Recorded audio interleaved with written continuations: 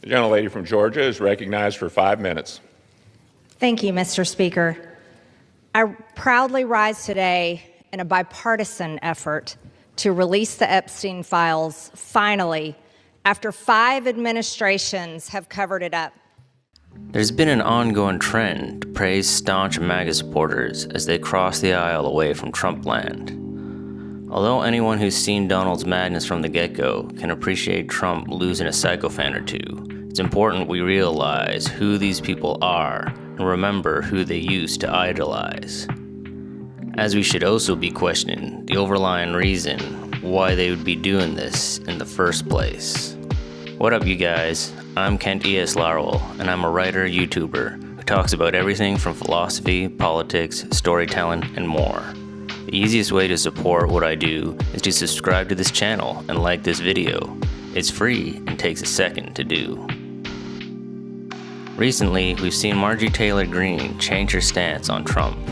This can be seen as a big shift since she was one of the most staunch supporters and said some of the most outlandish things on the Congress floor. However, this change should not let us forget all of her positions, which she likely still holds. Let's give Marjorie some credit. She was outspoken on the bombings in Iran in June of 2025, as she was also very outspoken about the lack of transparency during the reveal of the Epstein files.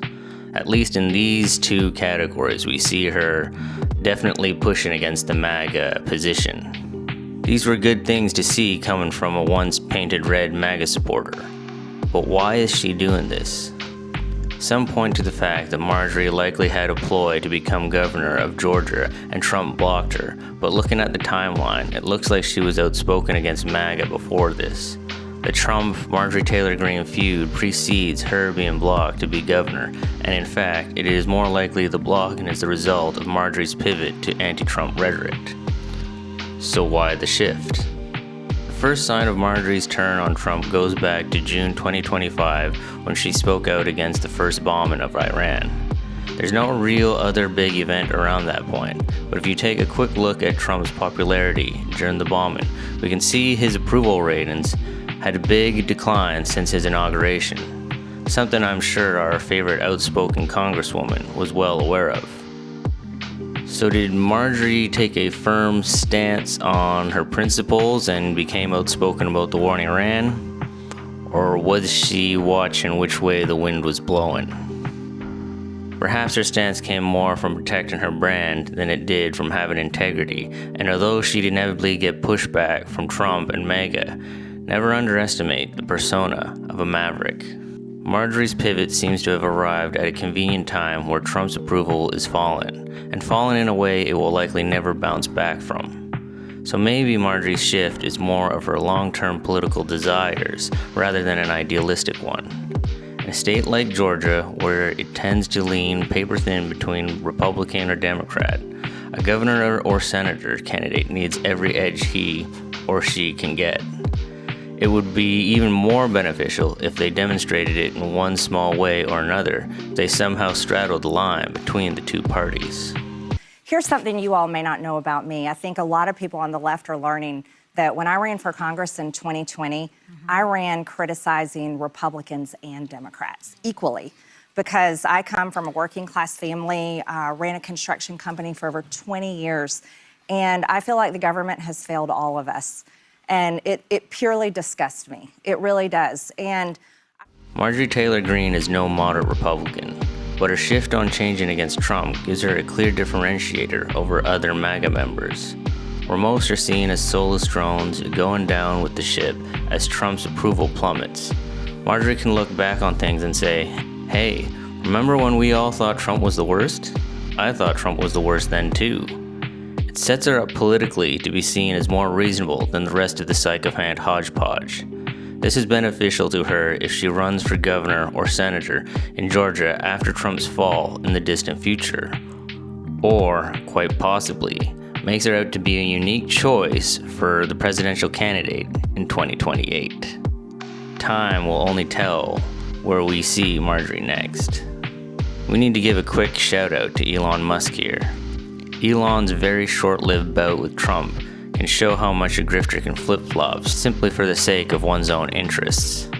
After Doge became an obvious dumpster fire, Trump gave Elon the boot, and by no surprise, Elon went straight to posting on X saying, "Trump's in the Epstein files," followed by, "Guys, who's fed up with both parties? We need a party in the center that represents most of us."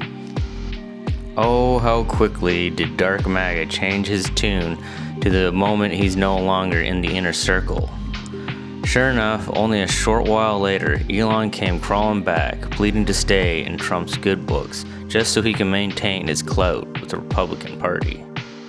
Which brings us to the much larger category of Trump supporters turned anti-Trump.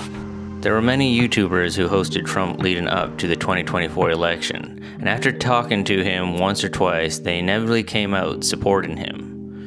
Now that the tides have shifted, sure enough, we see a common trend similar to Marjorie Taylor Greene, where these influencers are changing their tune to fit the majority of their viewers. Andrew Schultz, Joe Rogan and the better part of the Rogan sphere, Candace Owens, Logan Paul, the list goes on. Two special names that should be singled out are Nick Fuentes and Alex Jones. These two have also recently made bold claims against Trump, but I get the sense they are more in the Elon Musk camp, as they have both flip-flopped on Trump whenever it is most convenient for them. All of these MAGA turncoat influencers only made this shift when Trump's popularity fell and seems to have no link to any specific issue. One could give the benefit of the doubt to all these names and presume they are just swayed against Trump's actions, similar to how the general population feel about him. After all, if Trump is becoming less popular in general, then maybe it's normal for a few public figures to feel a similar disdain towards the president.